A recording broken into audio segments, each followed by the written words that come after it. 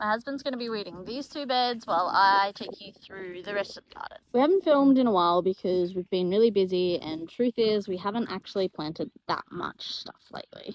Our garden beds were doing really well. They were thriving, but the grass in between the beds was becoming a bit of an issue. So we decided to put wood chip in the pathways. We laid cardboard down and then we covered the pathways in the wood chip.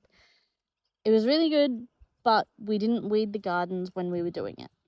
We've scaled back our gardens to only 22 beds now instead of the 44 that we did have. With 2 full-time jobs and my husband starting university full-time, time really got away from us. So we took a break from gardening and we focused on rehabilitation instead. The pathways are great because we don't spend as much time doing weed management as we used to. However, because we didn't do the beds at the same time as we did the mulch, we've ended up with this issue. We've been doing 1 bed at a time, sometimes 2 beds at a time, and we've been slowly getting through it.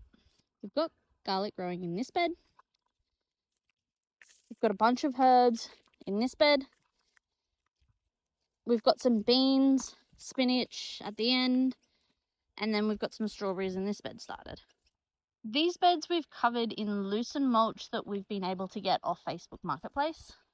We have covered them in cardboard and the lucerne just to be able to keep the grass down in beds that were particularly bad. But we'll have to hand weed around the edges. Part of our problem was that we got cheap lucerne mulch off Facebook Marketplace that we're pretty sure had a lot of grass seeds in it, which ended up making things so much worse for us. Now we've ended up with issues like this.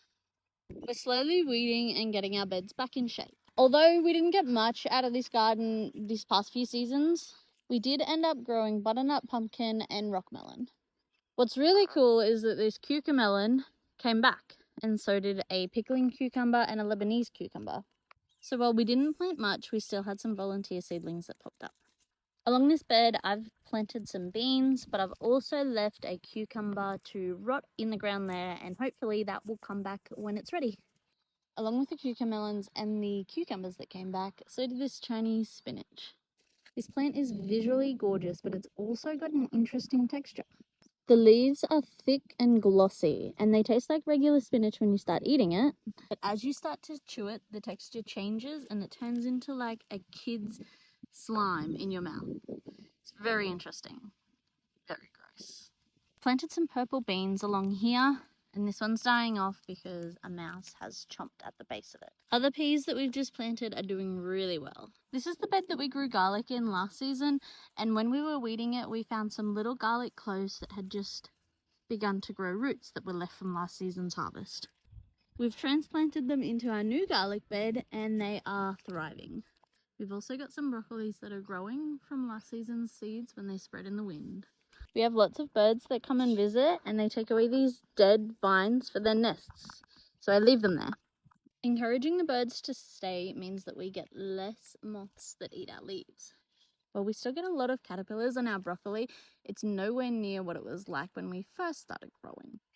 While it would be much easier to spray for the pests so we don't have plants looking like this, it also means that it would take away the food source for the predators that do eat the bugs. And if that happens, they'll likely stop visiting our garden.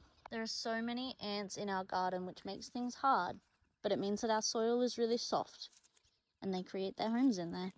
It also means that we get a wider range of pollinators in our garden. While it might have been easy just to give up on this garden and say that it was too hard, we've decided to recommit and make some lifestyle changes. Terrible financial decision, but I've left my full-time job and I'm going to be in the garden full-time. And while that's really scary, I'm really excited to see what we can get growing in here. And while you don't need to quit your job to garden,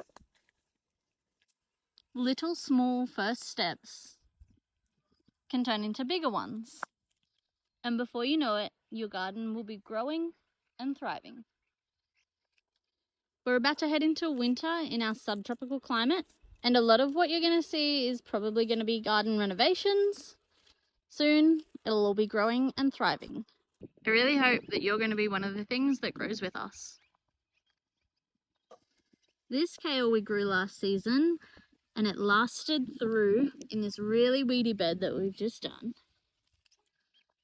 But the leaves are starting to grow back. So we're going to leave that one there and see how it goes, and also plant some fresh kale. Starting to look better already. Here are some seeds that we had in our drawer for about 4 years.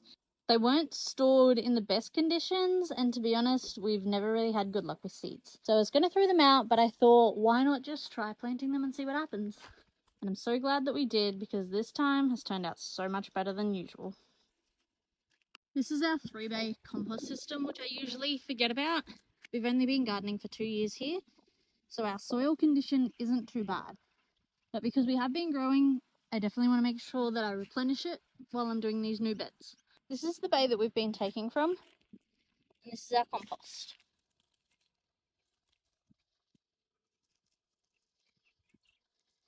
It's got a lot of big stuff in there still, but I'm not too concerned about that. I'm going to dump this on the bed, and then I'm going to cover it in sugarcane mulch. Okay, the compost is all raked into these beds. Now I'm going to water that in. Grass isn't a great cover crop because it does pull a lot out of the soil, but because we did have the grass on there, it means that these beds haven't gotten too dry.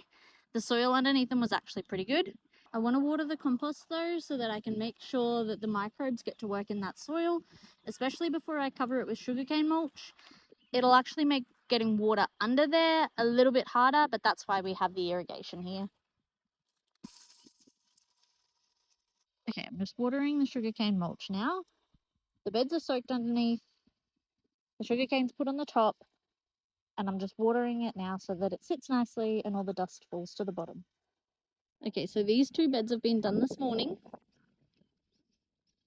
And with that, that makes 8 beds ready for us to plant in. From the mess of grass that we had to getting these beds now done, I'm really excited for this to all kick off. We've got garlic. I said garlic. That's not a word. Lots of garlic. That didn't sound right. And while you don't need to quit your job to garden, you're supposed to take it. Sorry, I'm not explaining that really well. No, you didn't say anything to me. Oh, okay, you know. I'm going to help our garden grow. You can help our page grow.